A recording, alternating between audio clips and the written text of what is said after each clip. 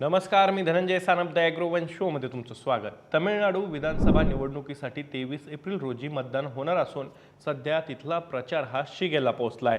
त्यातच आता भाजप आणि DMKमध्ये शेतकऱ्यांना देण्यात येणाऱ्या अतिरिक्त बोनसवरून आरोप प्रत्यारोपाच्या फैरी झडत असल्यानं राजकीय वातावरण चांगलंच ढवळून निघालंय.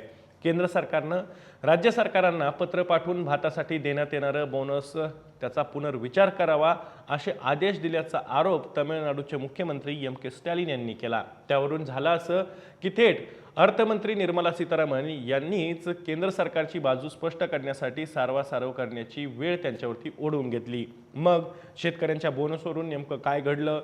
अर्थमंत्री निर्मला सीतारामन नेमकं काय म्हणाल्या? भाजप आणि DMKमध्ये तामिळनाडूमध्ये शेतीवरून का राजकारण तापलेलं आहे?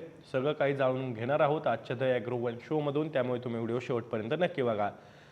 तर मुद्दा आहे भात खरेदीसाठी हमीभावावर देण्यात येणाऱ्या अतिरिक्त बोनसचा. खरं तर 2021च्या विधानसभा निवडणुकीत DMK पक्षाने जाहीरनाम्यात त्याची घोषणा केली होती, म्हणजे या बोनसची घोषणा केली होती. त्याचं कारण म्हणजे तत्कालीन ADMK सरकारकडून शेतकऱ्यांना भात पिकासाठी कमी भाव मिळत होता, म्हणजे हमीभावापेक्षा सुद्धा भातासाठी कमी दर मिळत होते.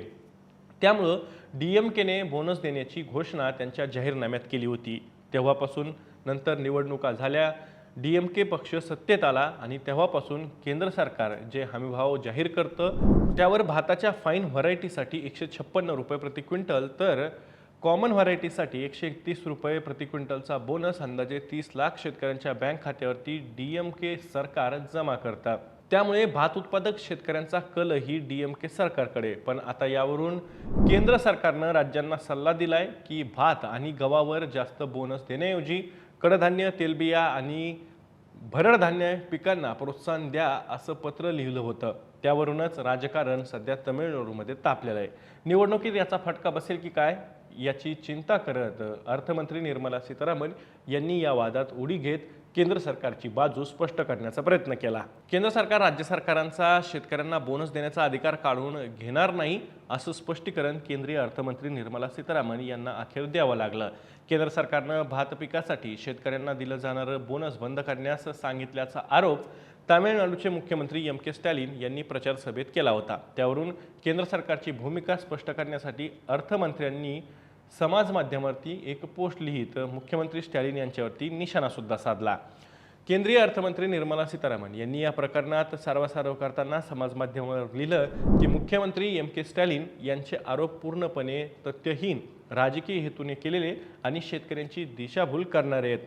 अर्थ विभागाचं पत्र सक्तीसाठी नसून ते केवळ राज्य सरकारचं धोरण देशाच्या हिताला पूरक असावं यासाठी सल्ला म्हणून देण्यात आलेला आहे, असा दावाही अर्थमंत्र्यांनी त्यांच्या या पोस्टमध्ये केलेला आहे. त्यानंतर स्टॅलिन यांचा मुख्य आरोप काय होता?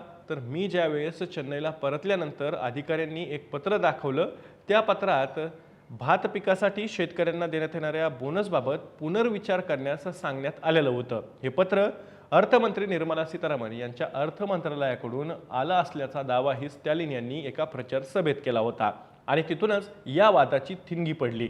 तसेच भाजपचे नेते येडप्पी के पलानीस्वामी यांना भाजपचा निषेध करणार का असा सवालही स्टॅलिन यांनी याच प्रचार सभेत केलेला होता. स्टॅलिन यांच्या आरोपांनी राजकीय पटलावरती गोंधळ निर्माण केला. त्यामुळे अर्थ मंत्रालयानं केंद्र सरकारची भूमिका स्पष्ट करण्यासाठी एक निवेदन जारी केलं. अर्थ मंत्रालयाची सारवासारव कशा पद्धतीनं सुरू होती ते या निवेदनातून स्पष्ट होतं. स्टॅलिन यांचे आरोप फेटाळून लावत पत्र केवळ सल्ला म्हणून तामिळनाडू सरकारला पाठवल्याचं नमूद या निवेदनात करण्यात आलेलं आहे. या निवेदनानुसार विभागाच्या सचिवांकडून 1 जानेवारी 2026 रोजी राज्याच्या मुख्य सचिवांना पत्र पाठवण्यात आल्याचं कबूल करण्यात आलंय. परंतु या पत्रामध्ये राज्य सरकारचे बोनस धोरण देशाच्या हिताशी पूरक असावेत असं सांगितलं होतं. कडधान्य, तेलबिया आणि भरड धान्य पिकांना बोनस देण्यासाठी तसंच अन्न सुरक्षा, आत्मनिर्भरता आणि शाश्वत शेती या उद्दिष्टांची सुसंगत धोरण ठरवण्याचा सल्ला दिल्याची कबुली सुद्धा यामध्ये देण्यात आलेली आहे. तसंच अर्थ मंत्रालयाने सारवासारव करत हे पत्र केवळ सल्ला असून आदेश नसल्याचं स्पष्टीकरण सुद्धा या निवेदनामध्ये प्रसिद्ध केलं आहे. आता आत्मनिर्भरतेसाठी प्रोत्साहन सुद्धा दिलं जात असल्याचा दावा केंद्र सरकारने केला आहे आणि तो दावा करताना काय सांगितलंय तर देशाच्या हितासाठी पिकांच्या विविधतेला प्रोत्साहन दिलं जात असून कडधान्य आणि तेलबिया पिकांचं देशांतर्गत उत्पादन वाढवणं हे केवळ आर्थिक आणि धोरणात्मक दृष्टीनेच नव्हे तर शेतकऱ्यांच्या हितासाठी सुद्धा अत्यंत महत्त्वाचं असल्याचा दावा अर्थ मंत्रालयानं याच निवेदनामध्ये केलेला आहे। या पिकांचे उत्पादन वाढल्यास आयातीवरील अवलंबित्व कमी होईल, कारण आयात आंतरराष्ट्रीय अनिश्चितता, पुरवठा साखळीतील अडथळे आणि किमतीतील चढ-उतार यावर अवलंबून असते, असंही याच निवेदनामध्ये सांगण्यात आलंय। आता हे सगळं सांगत असताना हमीभावात मोठ्या प्रमाणात वाढ केल्याचा जो काही दावा आहे तो सुद्धा केंद्र सरकारकडून आणि अर्थ मंत्रालयाकडून करण्यात आलेला आहे। आता या दाव्यात काय सांगण्यात आलेलं आहे तर तेही पाहूयात। केंद्र सरकारनं कडधान्य आणि तेलबिया पिकांच्या किमान आधारभूत किमतीत अर्थात हमीभावात सातत्यानं वाढ केल्याचा दावा केंद्र सरकारकडून करण्यात आला आहे। तर आर्थिक पाहणी अहवाल 2025-26 नुसार खाद्यतेल आयातीवरील अवलंबित्व 2015-16च्या 63.2% वरून 2023-24 मध्ये 56.25% पर्यंत कमी झाल्याचा दावा सुद्धा केला आहे।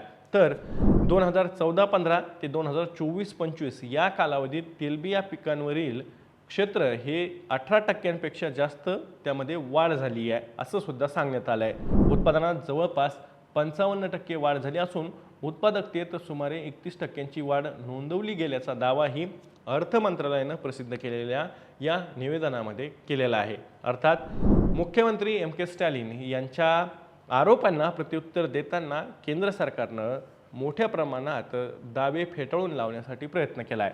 शेतकऱ्यांचे उत्पन्न वाढवण्यासाठी पीक विविधतेवरती भर देण्यात यावा या उद्देशानं पत्र लिहिण्यात आलं असून राज्य सरकारनं त्याकडे ओझं म्हणून पाहण्याऐवजी शेतकरी ग्राहक यांच्या हितासाठी संयुक्त जबाबदारी म्हणून पाहावं असंही मंत्रालयानं याच निवेदनामध्ये नमूद केलेलं आहे। एकूणच काय, तमिळनाडूच्या विधानसभा निवडणुकांसाठी मतदान आता जवळ आलेलं आहे आणि त्या पार्श्वभूमीवरती शेतीच्या मुद्द्यावरती राजकारण तमिळनाडूमध्ये आपल्याला तापल्याचं पाहायला मिळतंय।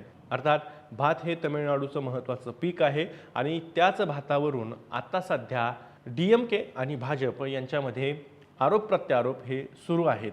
त्यामध्ये इतर नेत्यांनी सुद्धा सहभाग घेत एकमेकांवरती आरोप प्रत्यारोप केलेले आहेत। एकूणच काय, तर आत्ता सध्या तमिळनाडूच्या निवडणुकांच्या पार्श्वभूमीवरती भाताचा बोनसचा मुद्दा हा ऐरणीवर आलेला आहे आणि त्यावरून या निवडणुकांमध्ये काही निर्णायक भूमिका किंवा काही बदल निर्णायक या चर्चेमुळे, या वादामुळे दिसून येऊ शकतील का?